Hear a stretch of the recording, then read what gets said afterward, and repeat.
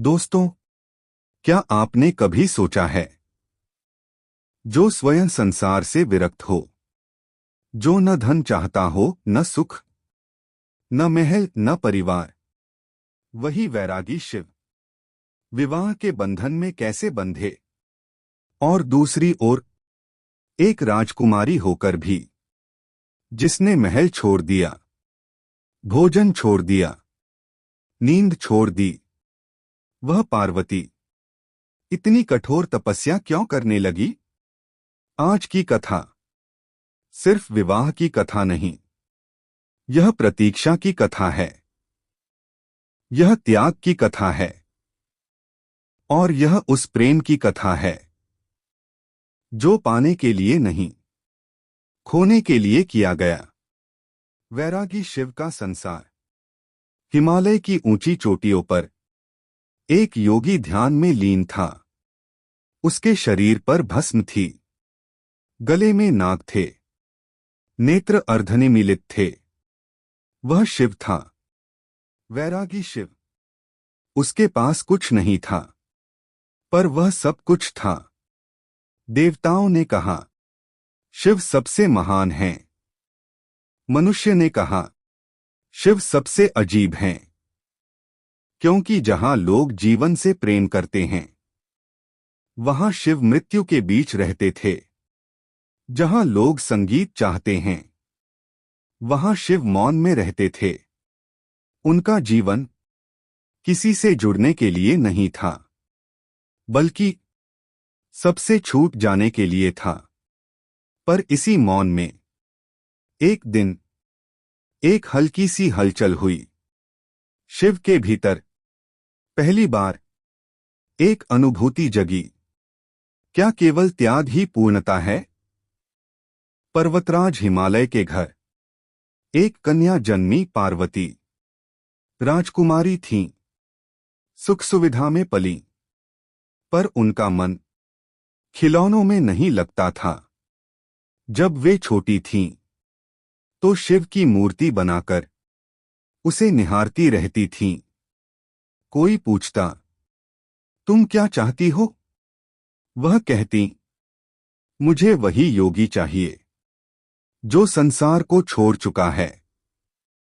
लोग हंसते, वह तो वैरागी है, वह विवाह क्यों करेगा? पार्वती मुस्कुराती, वैरागी को प्रेम की जरूरत नहीं होती, पर प्रेम को वैरागी की जरूरत होती है।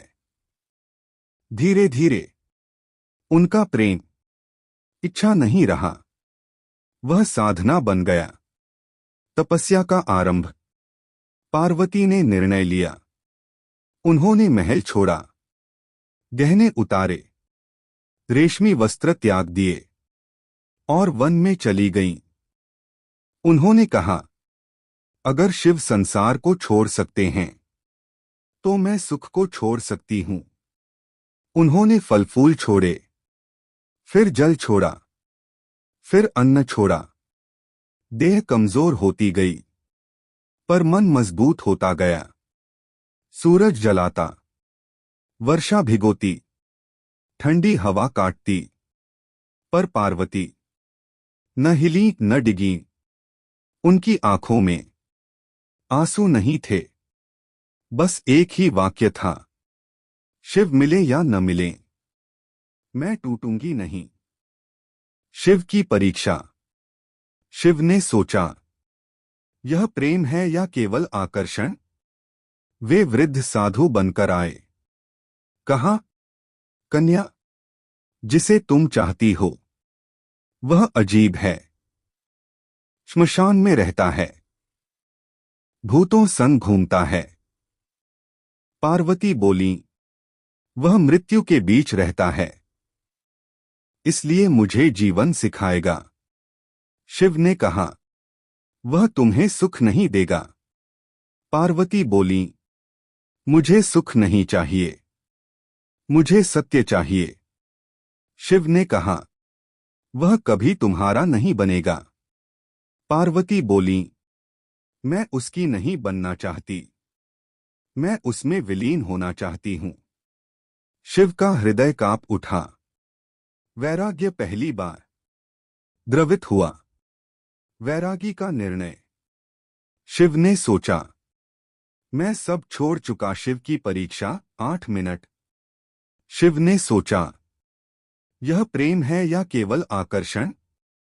वे वृद्ध साधु बनकर आए। कहा, कन्या, जिसे तुम चाहती हो वह अजीब है। श्मशान में रहता है, भूतों संग घूमता है। पार्वती बोली, वह मृत्यु के बीच रहता है, इसलिए मुझे जीवन सिखाएगा।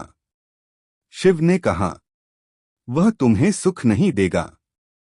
पार्वती बोली, मुझे सुख नहीं चाहिए, मुझे सत्य चाहिए। शहू।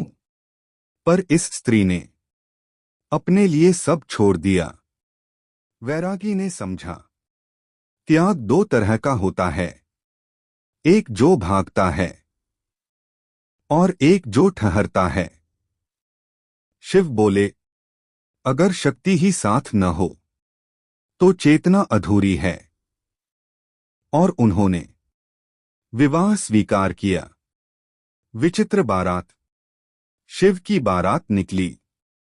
न सोने के रथ, न घोड़े, न शहनाई। साथ थे भूत, प्रेत, अघोरी, नाग। हड्डियां। पार्वती की मां कांप गईं, पर पार्वती मुस्कुराईं, क्योंकि वह जानती थीं शिव संसार को दिखाना चाहते हैं, जो टूटा है वही मेरा है। विवाह और अर्थ।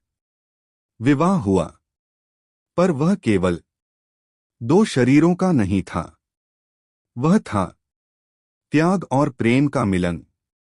शिव जो संसार छोड़ चुके थे और पार्वती जो संसार समझ चुकी थीं, दोनों मिले और संतुलन बना। पार्वती की तपस्या का फल।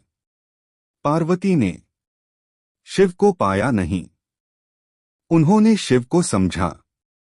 उनकी तपस्या का फल पति नहीं था, उनका फल था समानता। वह केवल पत्नी नहीं बनी, वह शक्ति बनी। यह कथा हमें सिखाती है, प्रेम मांगता नहीं, प्रेम बदलता है। त्याग भागना नहीं, त्याग ठहरना है।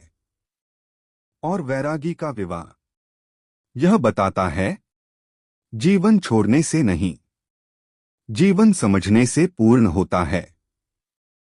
अगर यह कथा आपके दिल को छू गई हो तो इसे लाइक करें, शेयर करें और कमेंट में लिखें, हर हर महादेव।